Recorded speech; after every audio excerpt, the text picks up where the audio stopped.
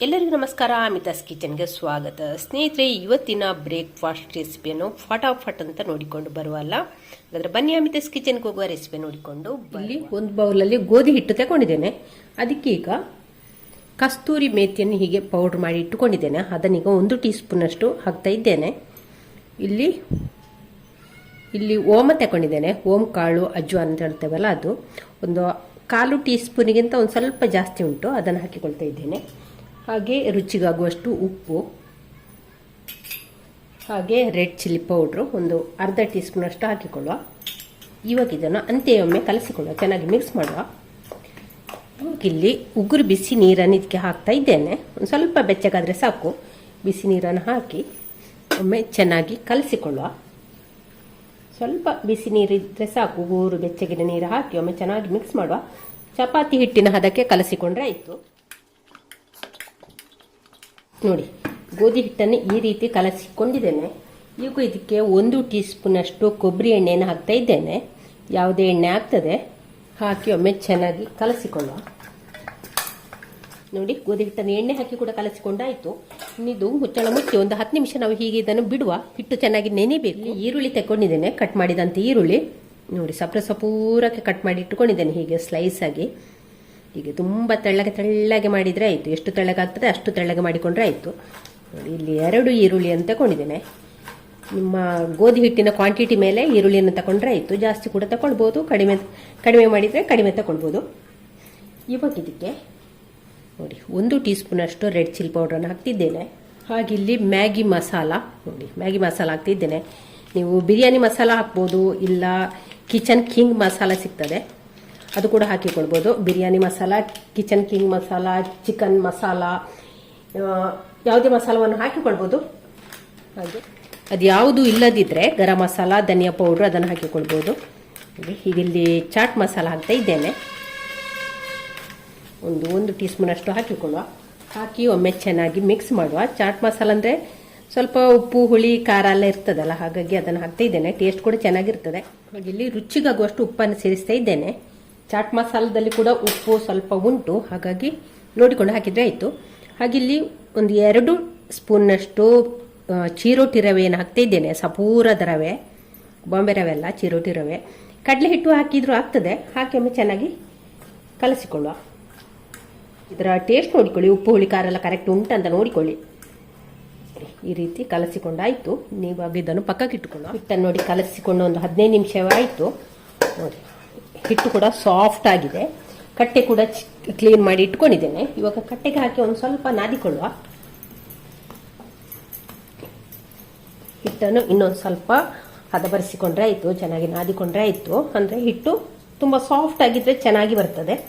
ಇವಾಗ ಇಲ್ಲಿ ಹಿಟ್ಟನ್ನು ಕಟ್ ಮಾಡಿಕೊಳ್ಳುವ.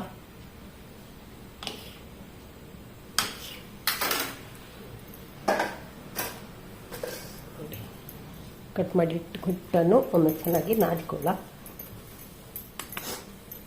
ಹಾಗೆ ಇಲ್ಲಿ ಮೈದಾ ತಗೊಂಡಿದ್ದೇನೆ. ಕಟ್ಟೆಗೆ ಸ್ವಲ್ಪ ಮೈದಾವನ್ನು ಹಾಕಿಕೊಳ್ಳುವ. ಇದನ್ನು ನಾವು ಚಪಾತಿ ಹಿಟ್ಟಿನ ಹದಕ್ಕೆ, ಚಪಾತಿ ಥರ ಲಾಟಿಕೊಂಡ್ರೆ ಆಯಿತು.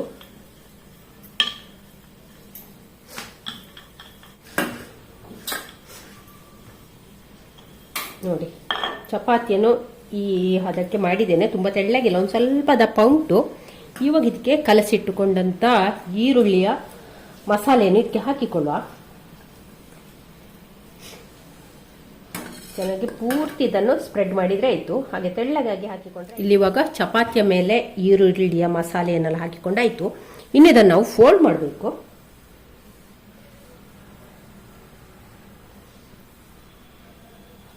ಅಷ್ಟೇ ಹೀಗೆ ಮಾಡಿ, ಆನಂತರ ಸ್ವಲ್ಪ ಹೀಗೆ ಮಾಡಿಕೊಳ್ಳ. ಹೀಗೆ ಮಾಡಿ ಒಂದು ಸ್ವಲ್ಪ ಹೀಗೆ ಪ್ರೆಸ್ ಮಾಡಿಕೊಂಡ್ರೆ ಆಯಿತು. ಪುನಃ ಒಂದು ಮಡಚಿಕೊಳ್ಳುವ. ಹೀಗೆ ಪುನಃ ಇದನ್ನು ಇದರ ಮೇಲೆ ಹಾಕಿಕೊಳ್ಳುವ.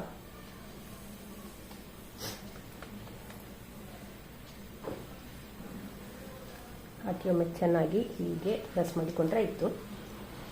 ನೋಡಿ, ಆನಂತರ ಇದನ್ನು ಮಿಡಲಿಂದ ಹೀಗೆ ಕಟ್ ಮಾಡಬೇಕು. ಹೀಗೆ ಉದ್ದಕ್ಕೆ ಕಟ್ ಮಾಡಿಕೊಂಡು ಬರುವ.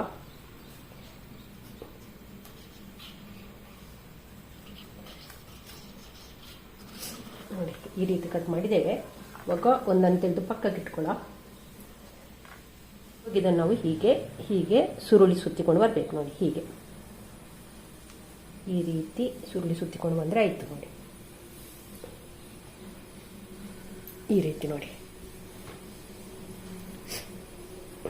ಇಲ್ಲಿ ಸ್ವಲ್ಪ ಮೈದಾ ಹಾಕಿಕೊಳ್ಳ, ಹಾಗೆ ಹಾಕಿ ಒಂದು ಸ್ವಲ್ಪ ಕೈಯಿಂದ ಹೀಗೆ ಪ್ರೆಸ್ ಮಾಡಿದರೂ ಆಗ್ತದೆ. ಹೀಗೆ ಒಂದು ಸ್ವಲ್ಪ ಮೇಲಿಂದ ಮೈದಾ ಹಾಕಿಕೊಳ್ಬೇಕಾಗ್ತದೆ. ಹಾಕಿ ಕೈಯಿಂದ ಹೀಗೆ ತಟ್ಟಿಕೊಂಡ್ರೆ ಆಯ್ತು ನೋಡಿ.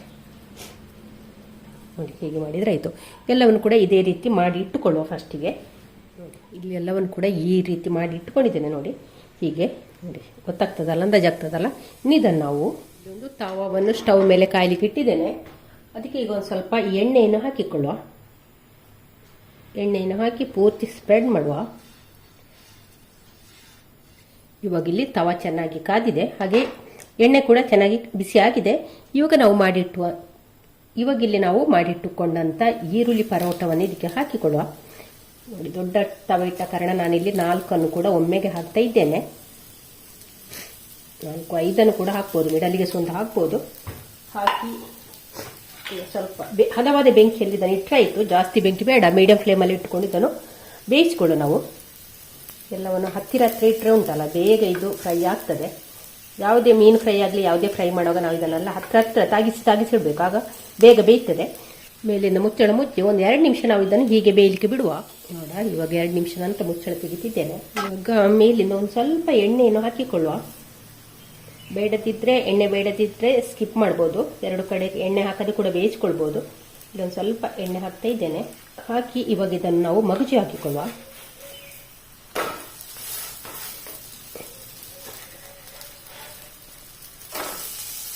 ಮಗುಚಿ ಹಾಕಿದ ನಂತರ ಮುಚ್ಚಳ ಮುಚ್ಚಿ ಬೇಯಿಸ್ಕೊಳ್ಳೋದು ಬೇಡ. ಬೆಂಕಿನ ಹದವಾಗಿಟ್ಟು ಬೇಯಿಸ್ಕೊಂಡ್ರೆ ಆಯಿತು. ಅಂದರೆ ರವೆ ಕೂಡ ಹಾಕಿದ್ದೇವಲ್ಲ, ರವೆ ಎಲ್ಲ ಚೆನ್ನಾಗಿ ಬೇಯಬೇಕು. ಹಾಗೆ ಬೆಂಕಿಯನ್ನು ಹದವಾಗಿ ಇಟ್ಟುಕೊಂಡು ಹೀಗೆ ಬೇಯಿಸ್ಕೊಂಡ್ರೆ ಆಯಿತು. ಇವಾಗ ಇದನ್ನು ನೋಡುವ, ಮಗುಚಿ ಹಾಕುವ. ನೋಡಿ ಇಷ್ಟಾದರೆ ಸಾಕು. ಈ ರೀತಿ ಆಗಿದೆ ನೋಡಿ. ನೋಡಿ ಇವಾಗ ಇದು ಬೆಂದಿದೆ ನೋಡಿ. ಈ ರೀತಿ ಎಲ್ಲವನ್ನು ಕೂಡ ಮಾಡಿಕೊಂಡ್ರೆ ಆಯಿತು.